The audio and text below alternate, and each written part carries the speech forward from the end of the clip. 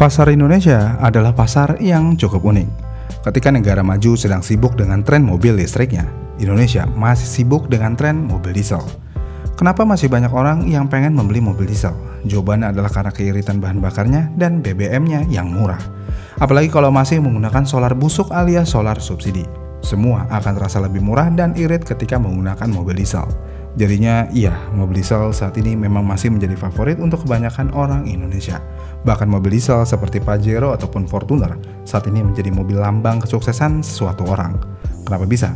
Ya karena harga mobil tersebut cukup mahal. Harganya lebih dari 500 juta rupiah. Menariknya lagi adalah bukan Fortuner atau Pajero aja mobil diesel yang memiliki harga 500 juta lebih.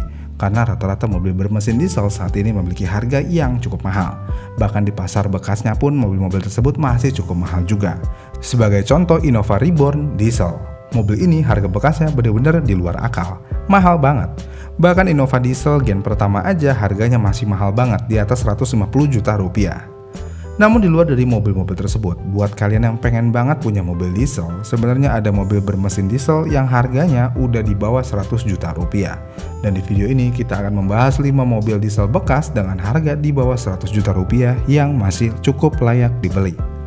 Yang pertama tentu aja ada rajanya diesel, yaitu Isuzu Panther 2005 atau 2006.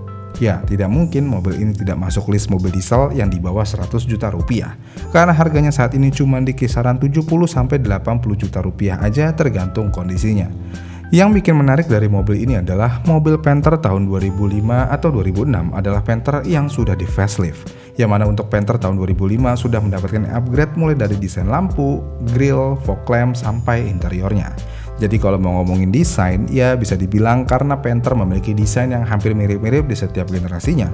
Mobil Panther ini memiliki desain yang cukup timeless, apalagi buat kalian yang suka modifikasi. Panther cukup oke untuk dimodifikasi. Mau gaya apaan aja juga bisa ini mobil dimodifikasi. Off-road let's go, sleeper juga bisa, racing look ya mobil ini masih oke-oke aja. Jadi ya desain masih cukup oke untuk di tahun 2025 ini. Kemudian selain desainnya yang cukup timeless, mesinnya juga sudah menggunakan turbo untuk semua tipe yang ditawarkan, mulai dari LM Smart Turbo, LV Smart Turbo, LV Adventure, LS Turbo, dan Grand Touring. Untuk spesifikasinya sendiri, mobil ini menggunakan mesin yang berkode 4JA1 2500cc turbo dengan sistem bahan bakar direct injection. Dengan mesin tersebut, mobil ini bisa menghasilkan tenaga di 80 horsepower di 3500 rpm dan torsi maksimalnya di 182 Nm di 1800 rpm. Ya, tenaganya memang tidak yang besar banget dan tenaganya juga nggak instan banget kayak mobil diesel modern. Tapi mau bagaimanapun, mobil ini dengan harga mulai dari 70 juta rupiah untuk tipe LM Smart Turbo sepertinya masih layak banget dibeli. Apalagi mesin mobil ini sangat terkenal bandel dan badak. Jadi buat kalian yang pengen punya mobil diesel dengan minim perawatan dan bisa minum solar busuk, Panther 2005 atau 2006 adalah jawabannya.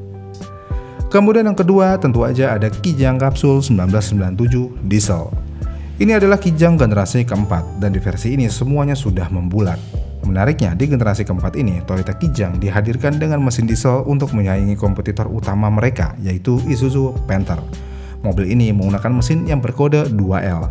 Menariknya, ini sebenarnya bukan mesin yang baru ketika mobil ini diluncurkan. Karena faktanya mesin ini sudah digunakan di Toyota Hiace H20 atau generasi kedua. Jadi mesin diesel yang berkode 2L ini berkonfigurasi 4 silinder dengan kapasitas 2446cc yang bisa menghasilkan tenaga di 82 horsepower di 4200 rpm dan torsi maksimum ada di 162 Nm di 2400 rpm. Dan dalam penjualannya, mobil ini memiliki beberapa varian mulai dari sasis pendek seperti SSX dan SSX Up dan minibus sasis panjang seperti LX, LX Up, LSX, dan LSX Up. Dan untuk harganya sendiri saat ini bisa dibilang sudah cukup terjangkau. Yang mana untuk tipe LSX tahun 97, mobil ini dijual mulai dari 60 juta rupiah aja. Ya, 60 juta rupiah kalian sudah bisa mendapatkan mobil diesel yang bisa minum solar busuk. Tapi sayangnya mobil ini tidak dilengkapi dengan turbo dan kalian tahu gimana rasanya naik mobil diesel yang tidak menggunakan turbo. Ya, lemot banget, bahkan mesinnya cuma ngegerung doang. Dan ya, mesin mobil ini cukup berisik. Tapi kalau kalian nggak masalah dengan hal tersebut, sebenarnya mobil ini masih oke aja untuk dimiliki. Apalagi kalau mau ngomongin desainnya, mobil ini benar-benar punya desain yang ikonik banget. Bahkan kalau kalian rapihin dalam keadaan standar aja, mobil ini sebenarnya cukup keren aja dibawa kemana aja. Terlebih lagi, mesin mobil ini juga terkenal badak, walaupun tidak sebadak Panther. Tapi ya tetap aja mesin ini cukup badak. Tapi ya gitu, cuman lemot aja mobil ini. Lemotnya bener-bener lemot. Udah itu aja kekurangannya. Kemudian mobil selanjutnya tentu aja ada Mitsubishi Kuda Gen 2 Diesel.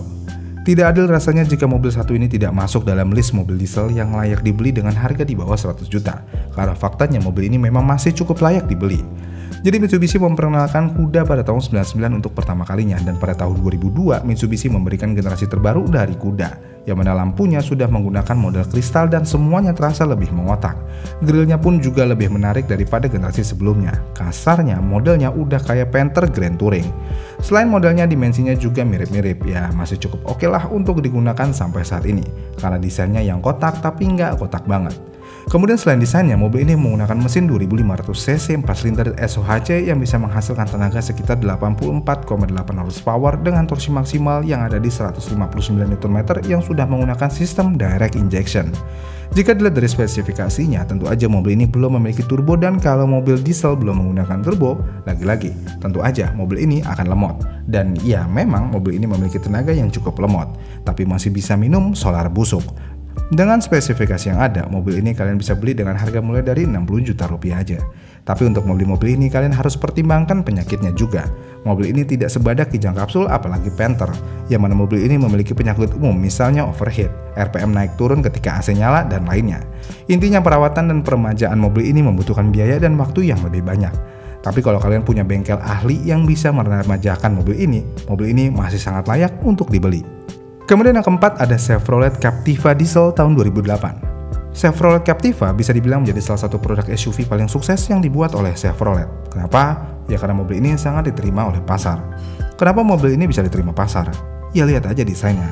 Untuk mobil keluaran tahun 2008, mobil ini memiliki desain yang sangat modern di zamannya. Bahkan kalau kalian pakai di tahun ini pun, mobil ini masih cukup oke aja digunakan. Ya secara garis besar, desain mobil ini masih cukup menarik sampai saat ini. Kemudian selain desainnya, dari segi fitur keselamatannya, mobil ini juga sudah cukup oke. Yang mana mobil ini sudah menggunakan SRS airbag, safety belt dengan pretensioner, ABS dan EBD. Ya, ini sudah sangat lengkap untuk mobil tahun 2008. Kemudian dari mesinnya, Captiva Diesel 2008 menggunakan mesin diesel 2000 cc yang dikombinasikan dengan VGT alias Variable Geometry Turbocharger dan sudah menggunakan common rail. Dengan spesifikasi tersebut, mobil ini bisa menghasilkan tenaga di 150 PS dengan torsi maksimal ada di 320 Nm. Kalau mau ngomongin performa, di atas kertas mobil ini memiliki performa yang cukup baik, dan mobil ini dijual mulai dari 70 juta aja saat ini.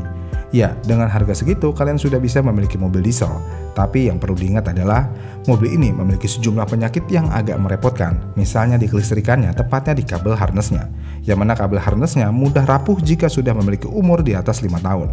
Kemudian selain itu mesinnya, dan masalah yang paling umum ditemukan di mobil ini adalah gentong alias silinder liner yang menggentong oli masuk ke ruang pembakaran. Dan kalau udah kena begini biasanya kompresinya akan hilang. Kalau kompresi hilang otomatis arus overhaul. Tapi ya balik lagi, ini adalah mobil Amerika, dan yang kita tahu mobil Amerika mana yang nggak ada penyakitnya? Jawabannya hampir nggak ada. Tapi maupun begitu, kalau kalian dapat mobil dalam keadaan sehat, tentu aja Captiva Diesel 2008 sangat layak untuk dibeli. Kemudian yang terakhir, Chevrolet Spin LTZ Diesel tahun 2012. Ini adalah mobil paling muda yang ada di list ini, yang mana mobil ini diproduksi mulai dari tahun 2012, yang berarti untuk desainnya Chevrolet Spin bisa dibilang yang paling modern. Namun walaupun begitu, kalau mau disandingkan dengan Captiva, saya sih masih lebih suka Captiva untuk perihal desain. Tapi ya walaupun begitu, mobil ini masih memiliki desain yang cukup oke aja. Kemudian di luar dari desain, untuk mesinnya sendiri sebenarnya mobil ini cukup unik, yang mana biasanya kalau mobil menggunakan mesin diesel, biasanya cc-nya akan besar, tapi tidak di mobil ini, yang mana mobil ini hanya memiliki kapasitas mesin di 1248 cc dengan konfigurasi CRDI 4 silinder DOHC. Dengan spesifikasi tersebut, mobil ini bisa menghasilkan tenaga di 75 horsepower dengan torsi maksimal di 190 Nm. Ya, mesinnya sebenarnya cukup biasa aja, tapi ya nggak terlalu lemot seperti mobil diesel 2000-an awal. Kemudian untuk perihal fitur keselamatan, mobil ini sudah cukup lengkap, yang mana sudah memiliki ABS, EBD, crash sensor, airbag depan, pengingat pintu terbuka, anti-theft device, engine immobilizer, dan lainnya. Jadi kalau mau ngomongin fitur di mobil Amerika, tentu aja fiturnya ya sangat lengkap. Dengan hal yang ada, kalian bisa membeli mobil ini mulai dari 80 jutaan untuk tipe manualnya, dan untuk tipe maticnya ada di kisaran harga 105 jutaan. Tapi yang perlu diperhatikan di mobil ini adalah, ya kalian tahu lah ya, ini mobil Amerika. Spare part pasti mahal dan agak susah ditemukan. Dan kalau mau ke bengkel, kalian harus ke bengkel spesialis.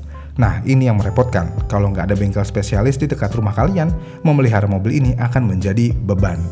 Tapi mau bagaimanapun, mobil ini masih layak dibeli jika kalian mau melakukan peremajaan. Dan jangan coba-coba beli mobil ini kalau budget kalian ngepas banget. Itu adalah 5 mobil diesel yang memiliki harga di bawah 100 juta rupiah. Dan kalau kalian mau komen saya pilih yang mana, saya akan menabung sedikit lagi untuk bisa mendapatkan Suzuki R3 diesel yang menggunakan mesin D13A dengan kapasitas 1248 cc, yang mana harga mobil ini di sekitar 120 juta lebih tergantung kondisinya.